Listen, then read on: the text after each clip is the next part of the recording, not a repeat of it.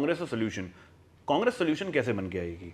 क्योंकि पहले भी कांग्रेस का बहुत बहुत सालों तक राज था, शासन था, एंड उसके बाद लोगों ने बीजेपी को चूज किया। अब आप बोल रहे हैं, कई और भी बोलते होंगे, कई खुश भी हैं, कई नाखुश हैं। जो नाखुश हैं उनको कैसे लगता है कि कांग्रेस सोल्यूशन है? देखिए, कांग्रेस सॉल्यूशन बनती जा रही है। आपको जो लोकतांत्रिक प्रणाली है उसमें स्टेट्स के इलेक्शन है, फिर सेंटर का इलेक्शन होता है। जो अभी हालिया दिनों के रिजल्ट हैं, आप आ जाइए। एकदम ताज़ा ताज़ा रिजल्ट हाँ, डिक्लेयर हुए हैं, इसलिए आप भी, आपके चेहरे पे भी खुशी दिख रही है। नहीं, हिमाचल अभी कुछ दिनों पहले हिमाचल का रिजल्ट था। हमने वहाँ मोहब्बत की दुकान खोली। फिर हम कर्नाटक में हमने एक अच्छा सा शोरूम खोला है। आगे मध्य प्रदेश है, वहाँ अच्छा शोरूम खुलेगा। छत्तीसगढ़ है, वहाँ ऑलरेडी हमारा शोरूम चल रहा है। उसका हम रिन्यूअल कराएंगे। राजस्थान रिन्यूअल कराएंगे। और फिर आइए महाराष्ट्र आप आएंगे तो महाराष्ट्र में तो बुरी तरह से सुपड़ा साफ होगा। तो मैं मतलब बहुत राजनीतिक भाषा में बात नहीं कर रहा हूँ, क्योंकि ये इंटरव्यू उस तरह का नहीं है। लेकिन ये सच है कि सॉल्यूशन ऐसे ही बनता जाता है। जब भारत जोड़ो यात्रा शुरू हुई थी तो देश में राहुल जी को लेकर के भाजपा ने जो प्रोपेगेंडा बनाया था वो एक झटके में 4-5 महीने में ध्वस्त हो गया। राहुल जी निकले, कुछ 100 किलोमीटर चले और लोगों से मिले, लोगों को गले लगाया, तो लोगों को लगा कि नहीं यार, ये राहुल वो राहुल तो नहीं है जिसके बारे में सोशल मीडिया पे डेली व्हाट्सएप पे ज्ञान आता है। डेली एक 10-20 लाइन का 25 लाइन का एक आर्टिकल आता है कि राहुल तो ऐसे, राहुल तो वैसे, सोनिया जी ऐसी, सोनिया जी वैसी, कांग्रेस तो ये है, कांग्रेस तो वो है।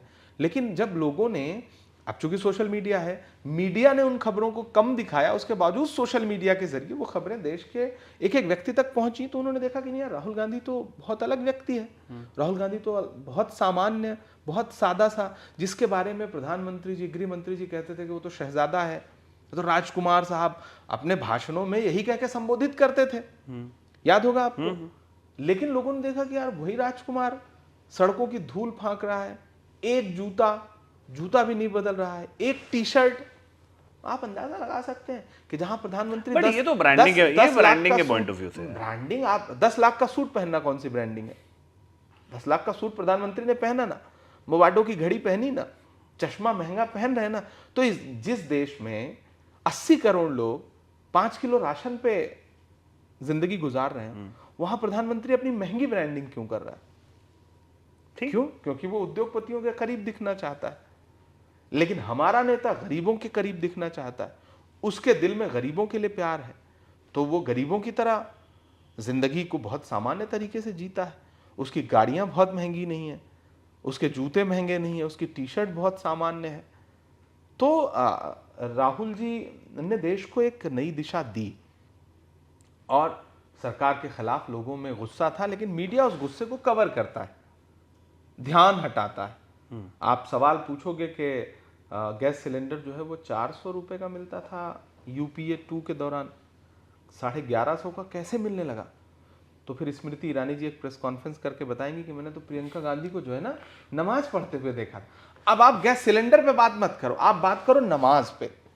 भाई, आप ये ध्यान भटकाने की इंतहा है ना। आपको याद होगा रविशंकर प्रसाद जी, विजय गोयल जी, स्मृति ईरानी जी, भाजपा के तमाम बड़े बड़े नेता प्याज की माला लटका के, आलू की माला लटका के दिखे होंगे, विजुअल तो मौजूद है आपके पास, आपके आर्काइव में रखे होंगे। अब आज बताइए कि आज अगर आपको माला लटकाने के लिए प्याज खरीदनी हो तो आपकी जेब ढीली हो जाए, खाने के लिए तो बड़ा मुश्किल काम है। तो भाजपा ने वो दिन ला के रख दिए, मोहब्बत भाईचारे के दीवाने दिन ही लौटा दो, वो सस्ती दाल सब्जी के सुहाने दिन ही लौटा दो। यार ये अच्छे दिन तो अंबानी अडानी को मुबारक हो, हमें ऐसा करो साहब, पुराने दिन ही लौटा दो, वो बहुत अच्छे थे। हम उसके लिए, हम उसको लाने के लिए संघर्ष कर रहे हैं, जहां उद्योगपति भी रहे। देखिए, कांग्रेस हमेशा एक बात कहती है, उसने उद्योगपतियों को भी, वो जरूरी है, वो जरूरी है, किसी भी देश के लिए जरूरी है, उद्योगपति भी रहे, लेकिन गरीब भी जिए। भाई, पिछले 3 साल से 4 साल से 3 साल से सरकार संसद में इस बात पे अपनी वाहवाही करती है कि हम जो है 80 करोड़ लोगों को 5 किलो राशन दे रहे हैं। कहते हैं ये 80 करोड़ का आंकड़ा कम क्यों नहीं हो रहा है? भाई, आज से 3 साल पहले 80 करोड़ को आप राशन दे रहे थे, फिर 2 साल पहले भी 80 करोड़ को राशन दे रहे हैं, फिर 1 साल पहले भी, इस बार भी आपने पार्लियामेंट में कहा कि हम 80 करोड़ लोगों को राशन दे रहे हैं। ये आंकड़ा कम करिए वो खुद कब से खरीदना चालू करें? उनको इस लायक बनाइए ना कि वो खुद खरीद सकें। सही बात। आपने किसी को तो इतना बड़ा अमीर बना दिया कि वो दुनिया के टॉप 10 में पहुंच जाए, और आपने किसी को इतना गरीब बना दिया कि वो 80 करोड़ लोगों को इतना गरीब बना दिया कि वो 5 किलो राशन के लिए लाइन में लगे हुए हैं। तो ये आपके पूरी अर्थव्यवस्था को चौपट करने की जो प्रक्रिया है, इसकी जवाबदेही तो सरकार की बननी चाहिए ना। सही बात।